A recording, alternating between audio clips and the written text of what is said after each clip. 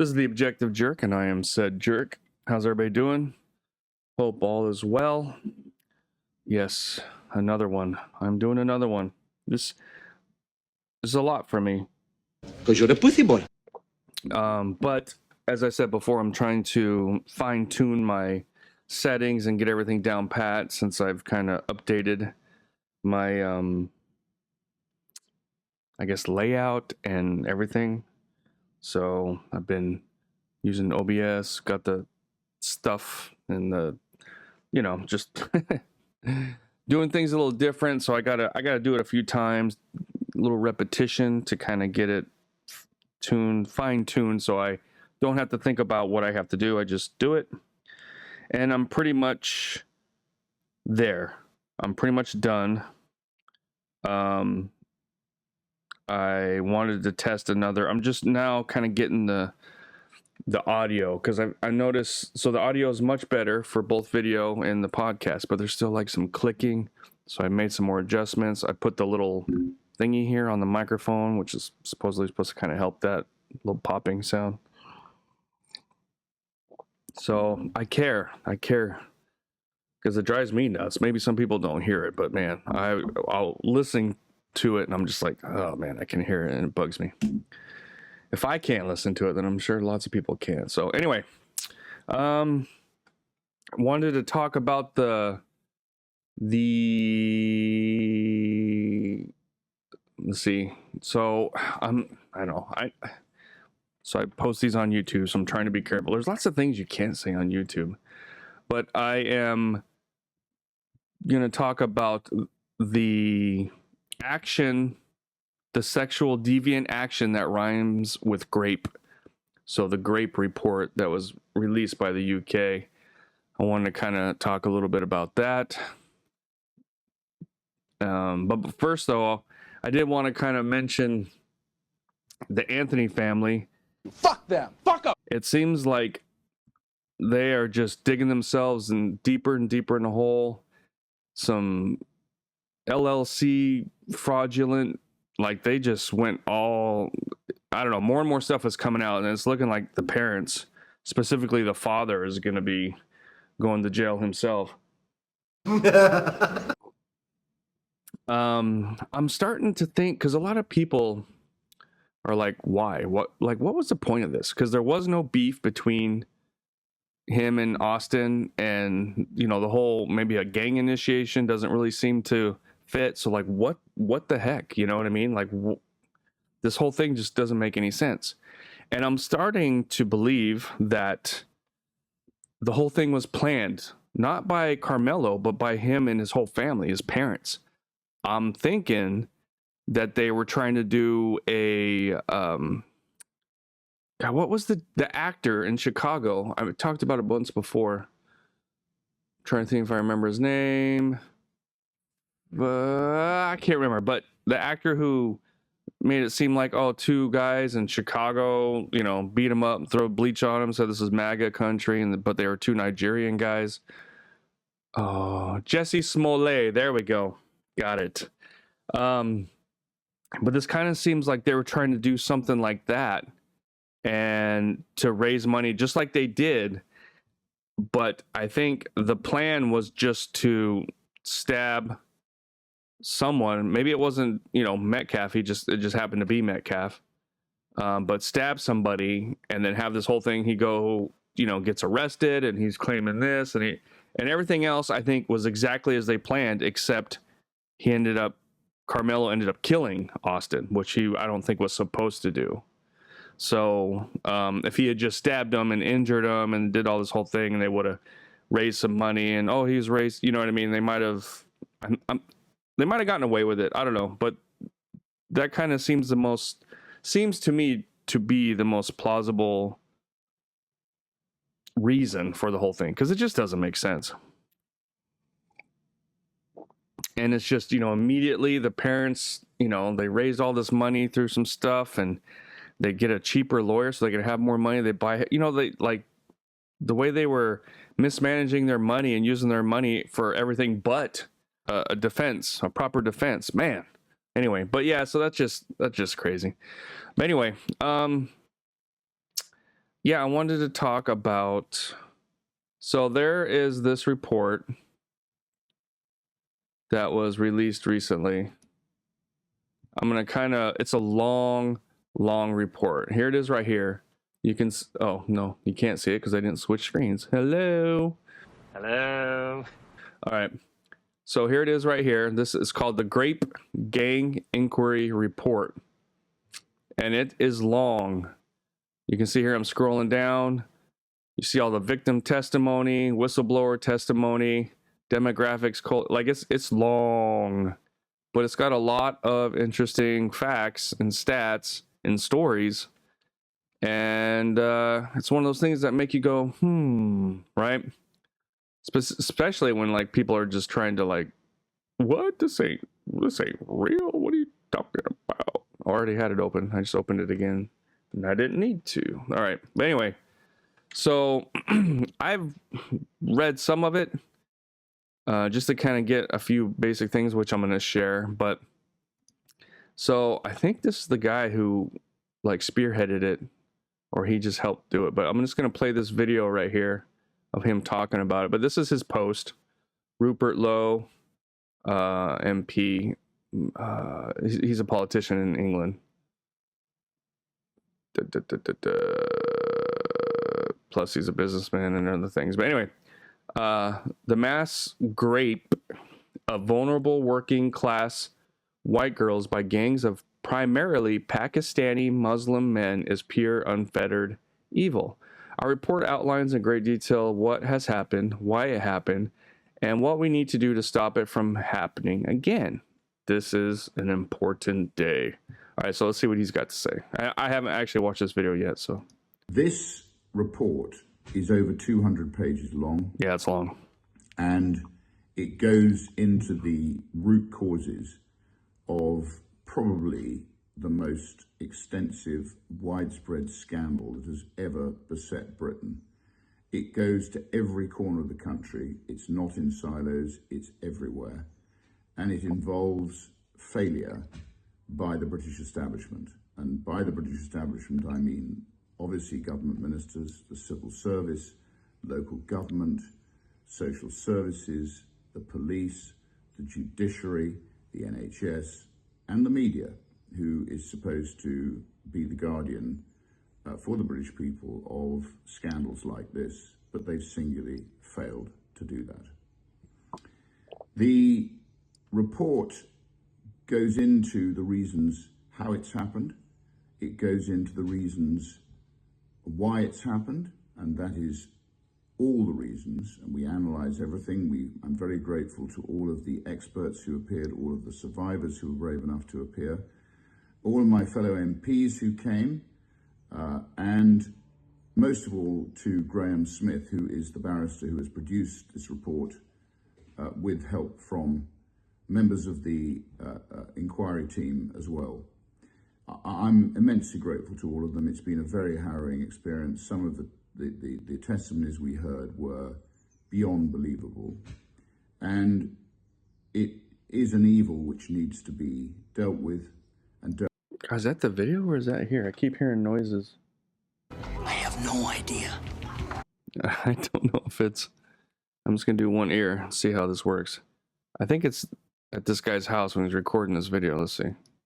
With now, I want to let people know that this is not the end of it. We will be pursuing those people who have failed us. I hope they do. There will be private prosecutions. To put things into context, this report, which was funded by 20,000 concerned citizens who gave as much as they could afford, it raised £600,000. The J inquiry alone cost the taxpayer 186 million. We still have funds left to help us to pursue private prosecution.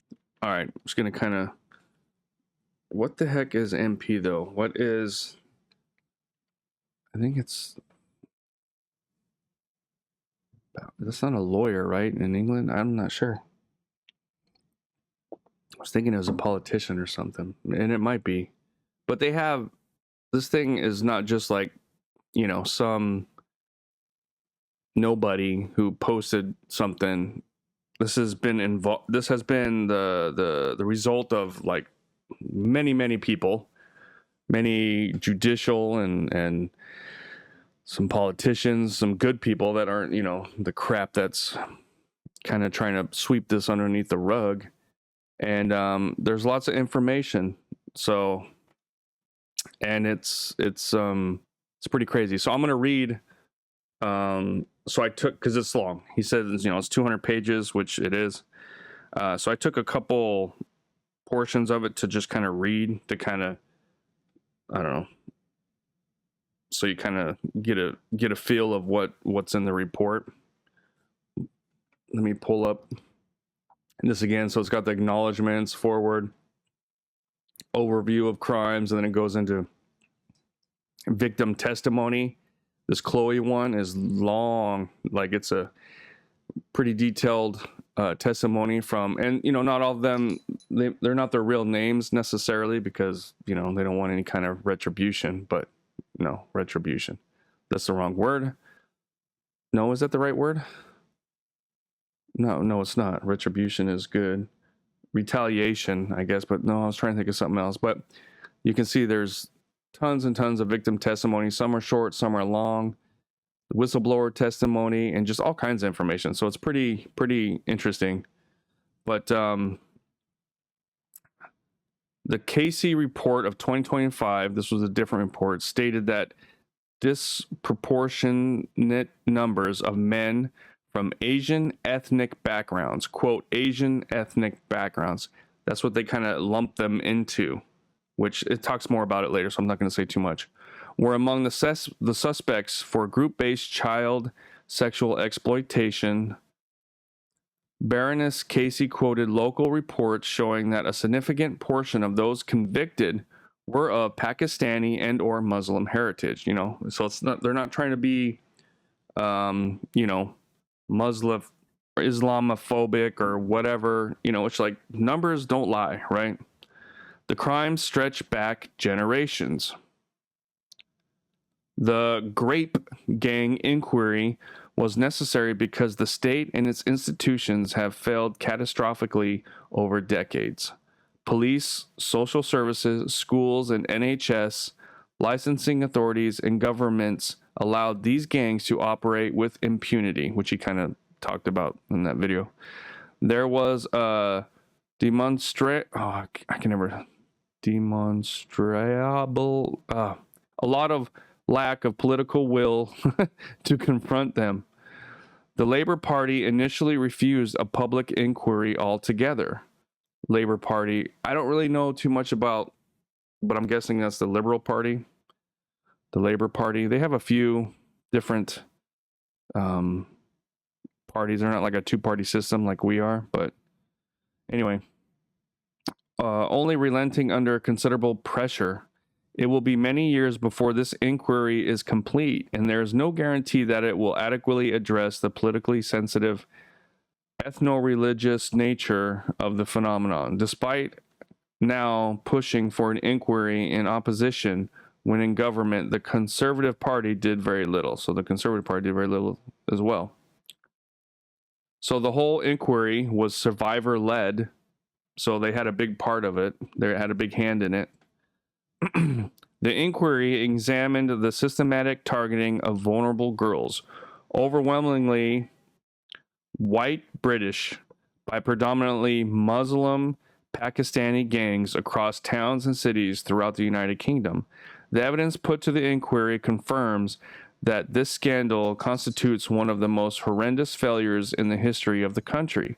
Organized networks of perpetrators built coordinated operations that transported victims between locations, supplied them with drugs and alcohol, recorded abuse for distribution and blackmail, and passed girls between multiple adult men. These crimes have been committed for decades, since the 1950s, by the Pakistanis in particular, and have affected every region of our nation. So I was kind of, you know, reading over some of the victim testimony, and most of them seem to be just women who kind of ended up having like kind of a broken home situation. Their father left, did whatever. One girl, she was molested by her stepfather, something. The mom didn't do anything about it. And then, so she then turned, hangs out with the wrong crowd, and then it ended up getting involved with these groups, and then it just, snowballed from there.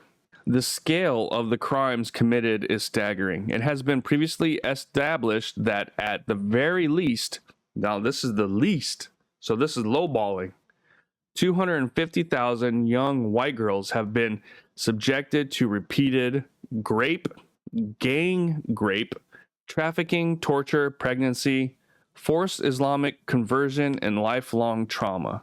So that's the low ball. So it's probably a lot more. The perpetrators bear primary responsibility, yet the institutional failures that enable them for decades must also be confronted. In court records, the official inquiries, around 87% of those convicted in these group-based child sexual exploitation cases bore distinctively Muslim names. The vast majority of the men involved in these gangs were not convicted. Labor-dominated councils and MPs were briefed on the gangs long ago, yet later denied knowledge. The party prioritized electoral reliance on Muslim voting blocs and then blocked or watered down inquiries, suppressed ethnicity data, and framed legitimate concerns as far right. So I've said, and I'm not the only one that said it, and I didn't, I'm not the brains behind anything, but whatever happens in England, we'll move to Canada and we'll be here. So, and this stuff is going on here now, you know what I mean? And more so anything, if you're against aggression from, an outside country or immigrant or race or whatever, you're racist, far right. Look what's going on in Northern Ireland, all the news and everything's calling them far right and racist.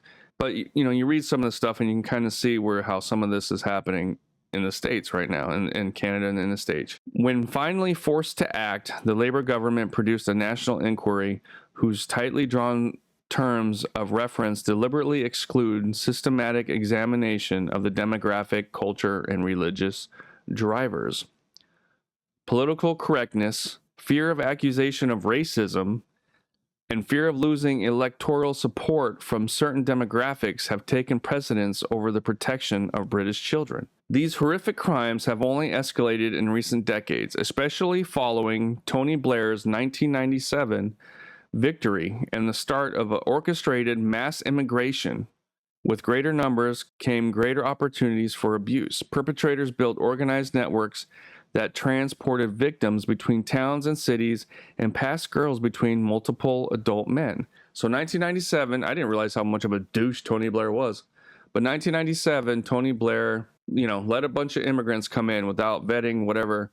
And then 2020, what happens? Biden, same thing, same exact thing. And then now all this kind of crap is happening now when you call stuff out. Oh, you're racist. Shut the fuck up! It's the same crap, man.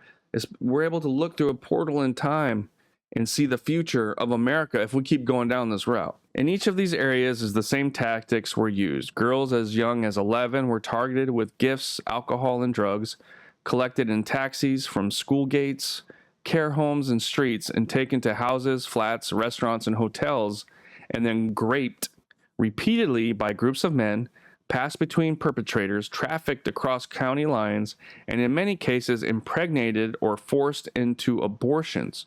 Most victims endured violence, were filmed for blackmail, or told they were white trash or kuffar, I don't know what that is, who deserved punishment. I'll read this real quick because I didn't have it on here. So here is one of the whistleblower testimonies, person they called Fred. Fred is a father and information technology specialist with approximately 6 years experience in child protection work.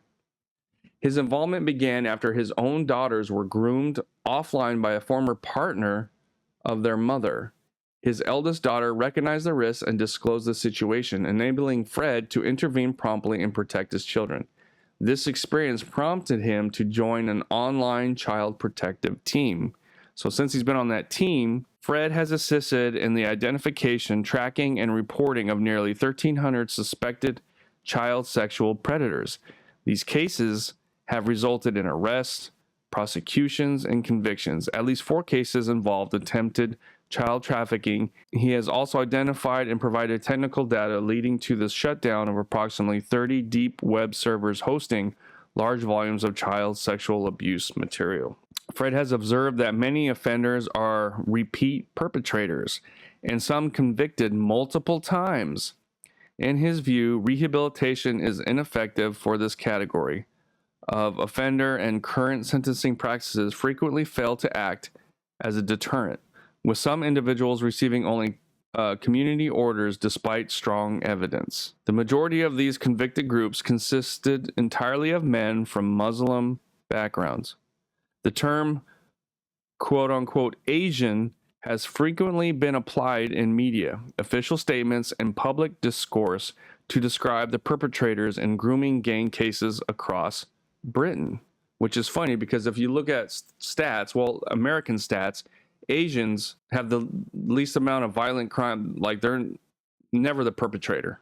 It's never Asians. Analysis of 264 convictions for group-based child sexual exploitation from 2005 to 2017 found that 84% were South Asian, with the vast majority Pakistani Muslim. Only 7% were white and 8% were black. The number of reported rapes in the United Kingdom has risen substantially since 1997.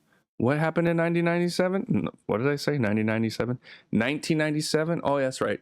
Tony Blair just let a bunch of people in, right?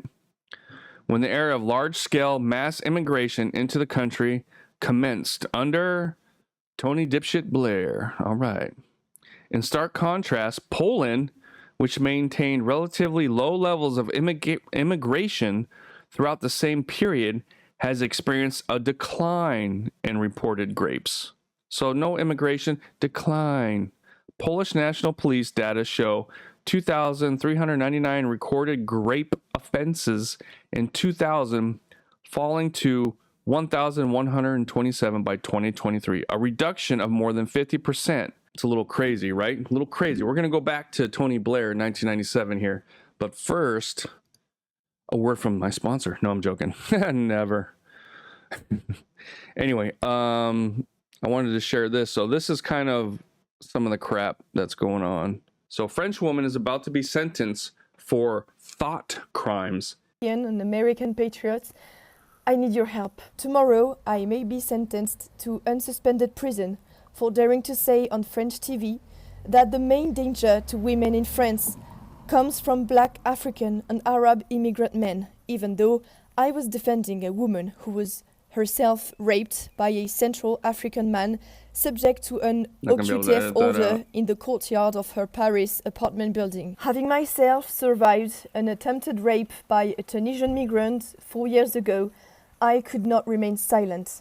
But for having spoken these words on a television set, the prosecutor has sought a prison sentence against me. She dismissed our 2 stories as insignificant incidents which did not excuse my hate speech. Yet, all I did was describe a reality that most French people are afraid to speak about, precisely because the justice system is capable of convicting them for describing what they see with their own eyes and experience firsthand. This is the repression faced by people in France who speak the truth out loud. But thanks to you, I have hope ahead of the verdict, which will be handed down tomorrow. Just yesterday, I was still hesitating to publish my story, thinking nobody would notice, and it has now spread beyond our borders. And thanks to this media pressure, the justice system may back down before trying to send me to prison instead of our attackers. Please share this message. We are no longer afraid. We are not alone. The French people are not giving in and are standing strong. Thank you. What happened to believe all women, right? I have no idea. You see kind of like the patterns that are emerging between here and England and Canada and, well, Europe, really, because France, you know, it's like you bring in, so the left wing wants all these immigrants to come in and they're going to they get away with fraud and get to do all this stuff, but as long as they vote to continue the, the liberal side of things, passing all these laws, hate speech laws and all this stuff, and you can't say this if you do, you're, racist, and What the fuck? whatever the stuff that's happening there is going to happen here if we let it. Okay, the Firearms Amendment Act 97 was an act of the Parliament of the United Kingdom introduced by the Conservative government of John Major in response to the Dunblane school massacre and the recommendations of the Cullen Report that followed. 97 is the act of the Parliament of the United Kingdom. It was the second of two acts from 97 that amended the regulation of firearms within Great Britain. It was introduced by the newly elected Labour government of Tony Blair. The first act was the Firearms Amendment Act, which I just said. So you had the immigration stuff, you had this Firearms Act, right? And then like here in the States, trying to get rid of, the Second Amendment like crazy. Oh, look at England was able to pass this act, so, we got to have more school shootings. This is why people think that some of these are manufactured in a sense, I know. And if you think the government wouldn't harm its own people to get something that they want. Get the fuck out! This was all from, the Dunblane massacre, right? March of 96, 43-year-old Thomas Hamilton killed 16 pupils and one teacher and injured 15 others before killing himself. It remains the deadliest mass shooting in British history, right? So a motive for the massacre was never established, although it's kind of obvious. Hamilton had become an assistant Boy Scout leader at the age of 20, but soon came under suspicion because of his behavior towards boys. After further complaints, he was required to leave the Boy Scouts, which angered him. He repeatedly asked to be allowed to return, to no avail. He wrote letters of protest to various government authorities, claiming persecution. In the meantime, he became a gun collector. He organized several boys' clubs in which he taught shooting, gymnastics, and sports. Though his clubs were initially popular and well attended, his reportedly strange behavior as well as his apparent pedophilia activities eventually alienated club members and their parents, and the clubs shut down. Some reports also indicate that he had been turned down as a volunteer at Dunblane Primary School. The guy was a pedophile into boys. So basically, if he was around today, he'd be part of the Alphabet Club. I totally agree with you.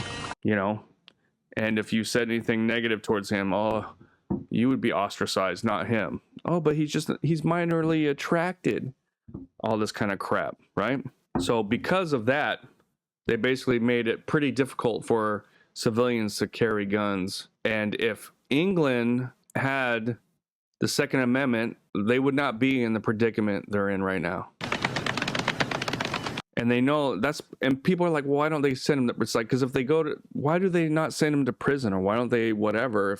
Because if they put them in prison, they'll get killed by the prisoners, because that's the only real justice that happens anymore in today's age. When the government fails you, that's the justice system, is the prison system.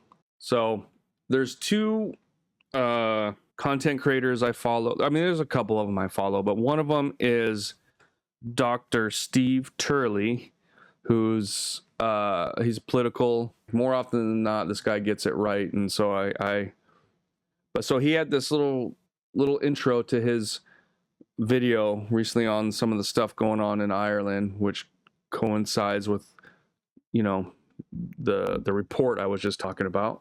So give this a little watch and listen. Man, it's still very loud. Getting the foreigners out. Mass protesters in Belfast started. Masked men burning homes, torched buses, a mass backlash over years of open borders and brutal attacks on locals. And the entire political establishment, from Keir Starmer in London to the bureaucrats in Brussels, rushing to the cameras to call it, surprise, surprise, racist. Yeah. But here's what they won't tell you. The rage didn't come from nowhere. It came from years of being lied to. Years of being called xenophobes for asking basic questions. Years of watching their government import a crisis and then tell them it was progress. And now it's not just Belfast, it's not just Britain. From the streets Import the crisis and call it progress. I like that line. You know, you see a lot on the left, Nancy Pelosi and whatnot. Our strength is our, what'd she say? Our diversity is our strength. Our diversity is our strength. That holds true to an extent, but not to what's going on right now. And now, it's not just Belfast, it's not just Britain. From the streets of Brussels to the suburbs of Amsterdam, from Solingen to Seville, ordinary Europeans are finally saying what their governments spent a generation trying to suppress, but the people are making it absolutely clear their voices will be silenced no longer. Yeah, so that's what's going on in Europe right now, you know? And they're trying to do it here too. You see all the crap going on. You see the people getting stabbed and killed and injured by immigrants, a lot of them immigrants, and they get no prison time. They don't get any kind of, it's the same crap. The stuff that report was talking about is happening in the States right now. And you kind of notice that this kind of crap doesn't happen to like third world countries, you know? The countries that don't have immigrants coming flowing in, they have peace and prosperity and decline. So if like diversity is strength, how come Poland is doing so well? Exactly. It's all bullshit. Anyway, let me know what you think. Check out that report. And thanks for hanging out. I'll see you guys next time. All right. God bless. Say something for the podcast. Tell the people what you feel.